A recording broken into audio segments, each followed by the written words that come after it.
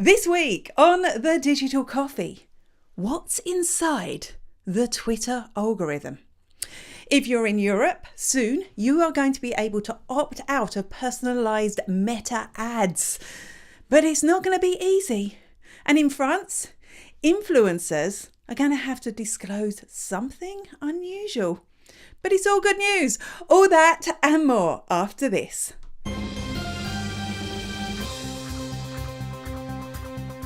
Good morning, and welcome to the Digital Coffee. This is your weekly dose of digital marketing and social media news for small business. My name is Amanda Webb, and I am grasping my Good Friday cup of coffee as if it was full. Oh, coffee, how I wish it were full. But it's not, because I'm not allowed coffee until I finish the show. It's a rule. If you are watching, I would love to know where you're watching. Are you on Facebook? Are you on LinkedIn? Give me a shout. If you're on LinkedIn, give me a shout. If you're on YouTube, don't bother on Twitter, because I'll never know. Do let me know where you're watching from. I know it's Good Friday, so an extra big thank you for joining me today. Who am I? I forgot that bit. Who is this Amanda Webb character who's just popped up on my social feed? Well, I am an ROI, a digital marketing ROI mentor. I've forgotten what I am today. Consultant and mentor, even on a Good Friday, which means that I help businesses just like yours get more money from your digital marketing, from the time, the energy, and the cash that you spend on it. At the moment, I'm doing lots of Google Analytics training. I'm really excited because I just launched a course. This is an introduction to Google Analytics 4. And I know a lot of you have been putting off getting that sorted.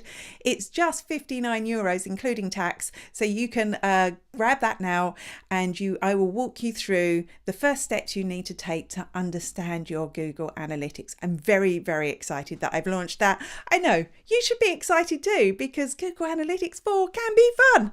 But enough of that. Good morning to Laura. It's great to know you. Last week we had some issues with LinkedIn, but it's working now. Great to see you here, and you are drinking tea. I had a lovely cup of tea this morning already.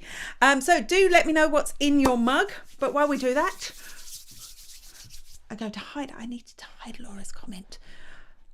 I literally can't see anymore. One day I will need to actually wear my glasses for the whole time during the show. But without further ado, let's get on with the news. Hi, I'm Charlie Lawrence, and you're watching The Digital Coffee with Amanda Webb. You would think that if a social network just revealed its entire algorithm to the world, everything would be normal again, wouldn't you? You would think that everything would be A-OK. We'd understand totally what's going on. Well, Twitter did just that this week. They actually launched or revealed their entire algorithm. They put it out there on GitHub, a whole lot of code, and you think, all right, that's good. We'll all know. We'll all understand now.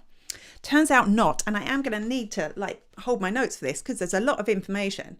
So you will have seen straight away lots of stuff was out there, and the first thing I saw was from a Twitter user who had delved through the code and felt they understood it, and they shared everything that they understood, and that was AKASHG0, which is AAKASHG0.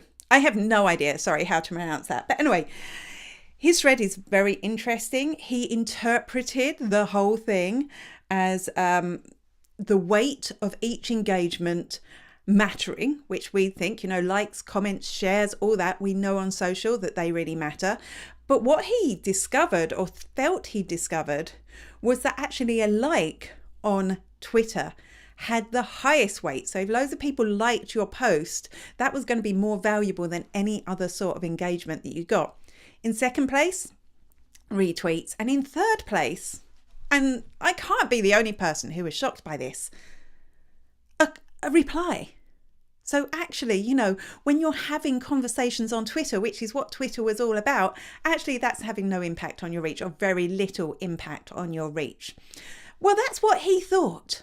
But then Stephen Tay, whoever he is, wrote a blog post also analysing the Twitter feed, the Twitter algorithm, and he seemed to interpret it completely differently. He suggests that replies have the highest weight, as we would have all imagined, and all the rest have less. Mr. AAKASHG0's thread also said that tweets about the topic of Ukraine were getting downplayed in the feed, which shocked a lot of people and was worrying for a lot of people. I mean, why would that be a thing? Is he getting money from Russia? When I say he, we know we mean Mr. Musk, right? Everyone was very worried about that. But then I saw another Twitter thread from what seemed like, a decent bloke called Crimson Shadow MK. And to be honest, I like him better already because he's got an easier name to say. And in his thread, he debunked that tweets about the Ukraine were getting demoted in the feed. So all very interesting, all very confusing. And honestly, are we any better off because of this transparency of the algorithm? Not really. Not really. I still know nothing. I'm still not sure what works and what doesn't work, except from my own experience. And my own advice to all of you watching would be use any social media to have conversations with the people that matter to your business. And that should be a mixture of you commenting on posts from other people and creating content that is valuable to them, but also sparks those conversations with them. And if you do that on any social network, almost any social network, that works. Right. So I think the main lesson I get from this is, we shouldn't be chasing algorithms because even the coders don't know what they mean. As Laura says, it is as clear as mud. Right, I can see. I'm going to need to put my glasses on for the comments because they're just a blur to me. It's great to see some of my regulars here. Right. Okay. Oh, Jessica, great to see you here. You're going to Bournemouth for the weekend and you have a coffee. Oh, that's nice. It's nice, actually. As soon as we finish our after show, which you must join in if you are on LinkedIn, scan this QR code. It will bring you directly to the Digital Coffee Extra shop where myself and Making discuss these stories in more detail. And you are more than welcome to join as well. After that, I'm on a weekend off too. Big news. Bigger than the Twitter algorithm news, actually. Making is drinking coffee. Haha. And I can just see that you liked, shared and replied to on Twitter for your Digital Coffee show, just in case. Yeah, totally. And yes, clear as mud. That's what the algorithm is. There you go. There you go. Oh, hello, Lisa. Great to see you. Lisa is somebody that I got to hang out with Social Media Marketing World. Great to see you here, Lisa. Thanks for joining me. And thanks for watching on Facebook, which is cool. There is hope for Facebook, people. There is hope for Facebook. Hello, this is Rob Charles, the voice of Mike on Forever FM on Peter Kay's Car Share. BAFTA award winning, I've got to say, but I've not seen the BAFTA yet. Anyway, you're watching The Digital Coffee with Amanda Webb. Enjoy. I'm on tea. Shh. Hands up, who knows what the Facebook code generator is? Because I thought everyone used it. I used to use this until about 4 days ago, but it seems nobody else was. Facebook code generator, the only reason we're even talking about this, that's the wrong one, is that it's going away. Facebook code generator is going away. What is this? What is this secret code generator? Well, it's a two-factor authentication tool from Facebook. So if you got locked out of Facebook on your laptop, for example, you could go into the app, find the code generator, and it generates a new code every 30 seconds or so, and you can input that and you can get back into your account. Turns out, pretty much it was just me using it. Nobody else was using it at all. So Facebook say that means it opened to vulnerability, and so they're getting rid of it because it's not safe anymore. I mean, most people would use text message for their two-factor authentication. or they'd use an authentication tool. I'm now using Google Authenticator for almost everything, because we saw Twitter get rid of their SMS option unless you're on Twitter Blue. So I've started switching all my accounts over to that. It's a little bit more tricky to do on Facebook, but if you Google it, it is doable. So it's going away. It's going away. Interestingly, though, it could be replaced by a new system that Facebook is working on, where instead of an SMS message, which apparently is more costly than phone calls to them, I think it's something about call packages in the States or something. Anyway, now you may get a missed call instead of an SMS, and that will be your way of verifying. So, I bet you're all sad. I can almost see. I'm grabbing my glasses again. The reason I don't have them hanging around my neck is they were making noise. Laura. Yes, good news that Laura was using... Well, sorry, Laura, you're going to have to go through the complicated process I just did in order to use an authenticator app. You think it's terrible, Jessica? I thought it was brilliant. I thought it was brilliant, but there you go. Yeah, May King, I think you're like most of the world. We don't know. We don't know about Code Generator. Yeah. I think, there's a definite reason this is going away. And there are so many other tools out there that will do exactly what we want them to instead.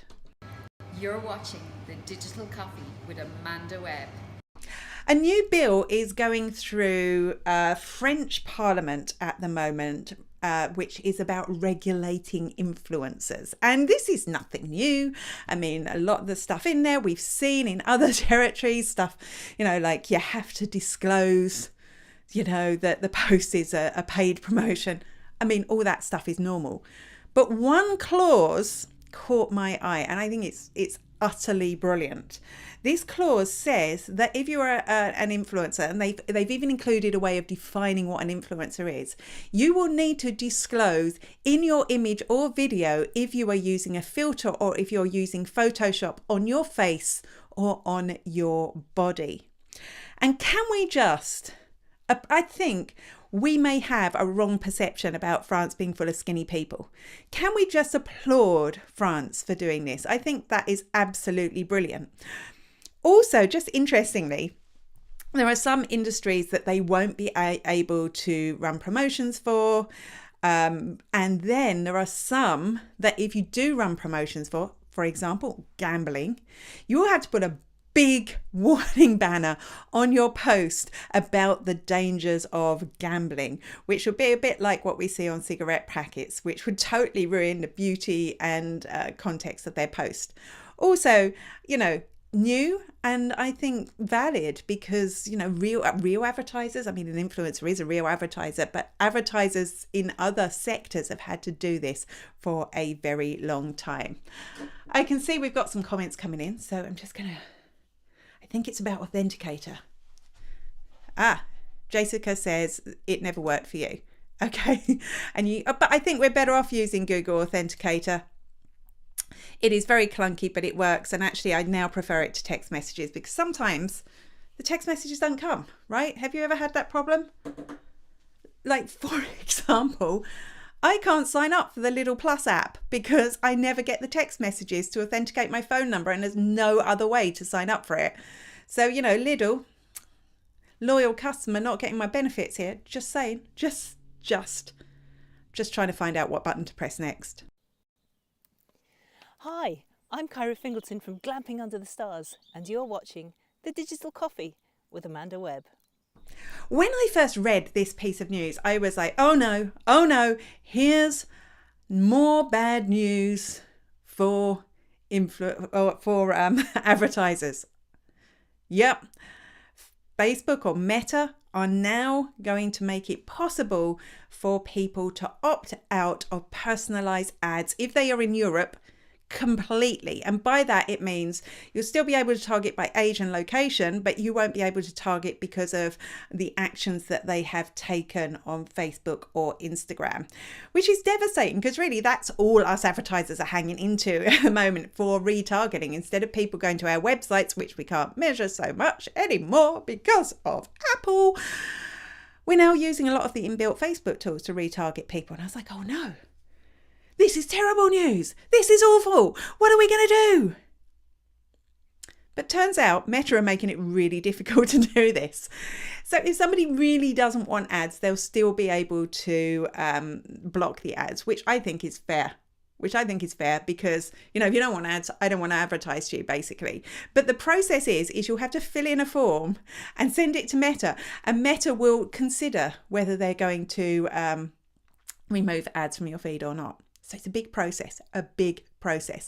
So not so bad for advertisers, but also, come on, Meta. You are basically doing the bare minimum that you have to comply with EU laws. I totally get why. And I don't particularly want people to opt out of personalized ads for the activities that they have on Facebook and Instagram either. But it is fierce cheeky. Just saying. I can see we have some more comments, so I have to grab my glasses. Just bear with me. Here we go. I seem to have got muck already. Oh, yes. Making Zank very happy about the French update, authentic advertising. As Lizzo once sang, massive Lizzo fan. About damn time. Indeed. I'm Louise Brogan, host of LinkedIn with Louise, and you're watching Digital Coffee with Amanda Webb. I just almost battered everything in my room while Louise was talking there. I almost completely destroyed everything that I'm looking at, but luckily I'm still here. Soon you are going to start seeing posts from people that you don't follow, that are outside your network, that people have that haven't engaged with in your LinkedIn feed. You're going to start seeing suggested posts. So this is a bit like what we're seeing on a lot of social networks now. We're seeing this on Twitter a lot. We're seeing this on TikTok. TikTok, we barely see stuff from the people we follow, to be honest. On Instagram, there was a lot of complaints about that. And Facebook, for sure, I seem to be seeing a lot of weird stuff there these days. And now suggested posts are coming to LinkedIn. But before we complain, this is actually good news. I think it's actually good news, because what this is going to do is it's going to show you posts that should be interesting to you professionally. So you're going to see posts that are related to the topics you're interested in professionally. And when you think about that, if you flip it, that means that other people are going to be seeing your posts if it's going to interest them professionally. So when you're talking about the topics that your audience are interested in, you've got this opportunity to reach way beyond your existing audience, which I think has potential to be huge. So yes, we are going to start seeing stuff from people we're not connected to, but also, yes, people we're not connected to are going to start seeing stuff from us. And I think as long as it's good content, I don't have a problem with that. Hello, this is Simon Hodgkins, and you're watching The Digital Coffee with Amanda Webb. Let me ask you this. What does your pricing structure look like? Is it, you've got something that is free, like a lead magnet or some content you've created, and then you've got something that's maybe, low cost, and then you've got something that is like 5 bazillion pounds, euros, dollars, whatever currency you work in. Is that your pricing structure?